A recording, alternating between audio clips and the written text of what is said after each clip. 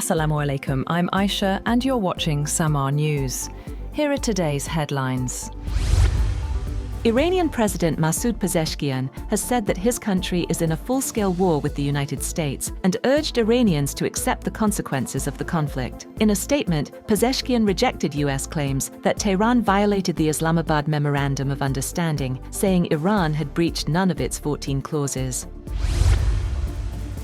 Meanwhile, the United States has launched a 9th consecutive night of strikes on Iran, with explosions reported across several parts of the country. US Central Command confirmed it had begun a new wave of strikes aimed at degrading Iran's ability to attack commercial shipping passing through the Strait of Hormuz. Iran responded by launching another wave of missiles from Lorestan province. Iranian sources claimed the missiles targeted enemy ships near the Emirati coast, while the Islamic Revolutionary Guard Corps announced it had carried out a surprise strike against what it described as the enemy's Special Operations Headquarters in Syria's Al-Tamf region.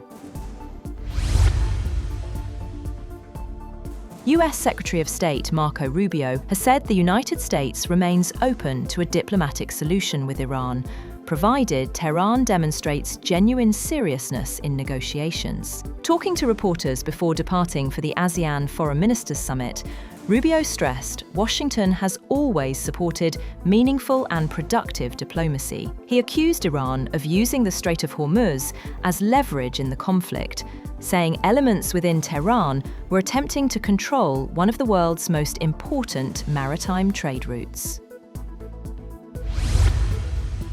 Iran has condemned what it says are U.S. attacks on civilian facilities and infrastructure across several provinces. In his weekly press conference, Foreign Ministry spokesperson Esmail Baghai accused Washington of following a destructive logic and said Iran stood firmly with people in the country's south. He also praised the resilience of southern communities and Iranian forces defending the country. Yemen's Iran-aligned Houthis have declared an immediate naval blockade against Saudi Arabia. The move is in retaliation for what the group calls a long-running Saudi blockade and siege of Yemen. Military spokesman Yahya Sari warned in a televised statement that they are ready for all options amid escalating tensions with Saudi Arabia. He also called on Yemenis to mobilize, prepare for all scenarios and support the front lines.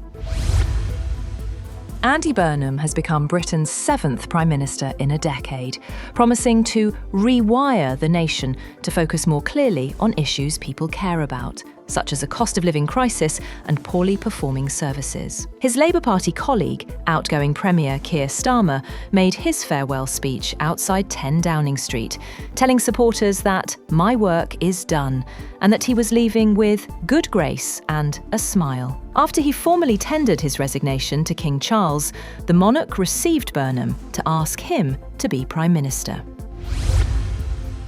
A Russian missile strike on a ship carrying corn near Ukraine's southern port of Odessa has killed 10 people in the deadliest attack in a weeks-long flare-up of violence in the Black Sea. Ukraine's Navy wrote on the Telegram messaging app that Russia hit the Golden Leo with 3 cruise missiles, causing a fire on Sunday. A search and rescue operation lasted all night, adding that 9 crew members and 1 of its maritime pilots were killed. 8 of the vessel's 17 crew members were rescued.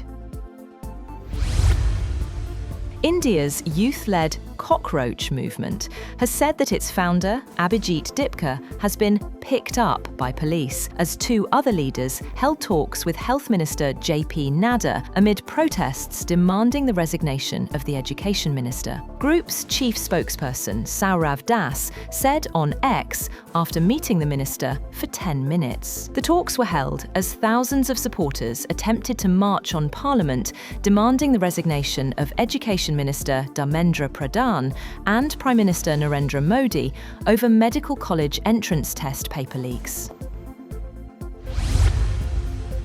Spain have climbed again to the summit of world football when substitute Ferran Torres struck in the 106th minute to prize the World Cup from holders Argentina with a 1-0 victory that crowned a new era but brought precious little beauty. It was perhaps fitting that the final whistle sparked the game's liveliest moments, with players pushing, shoving, and falling to the ground as Argentina's frustrations finally boiled over into a brawl. The euphemism, one for the purists, might have been coined to describe this contest. It was a match almost entirely devoid of quality, chances, and risk, until Torres, introduced from the bench, finally broke the deadlock. That's all for now. For more updates, visit www.samaa.tv. Thank you for watching Samaa News.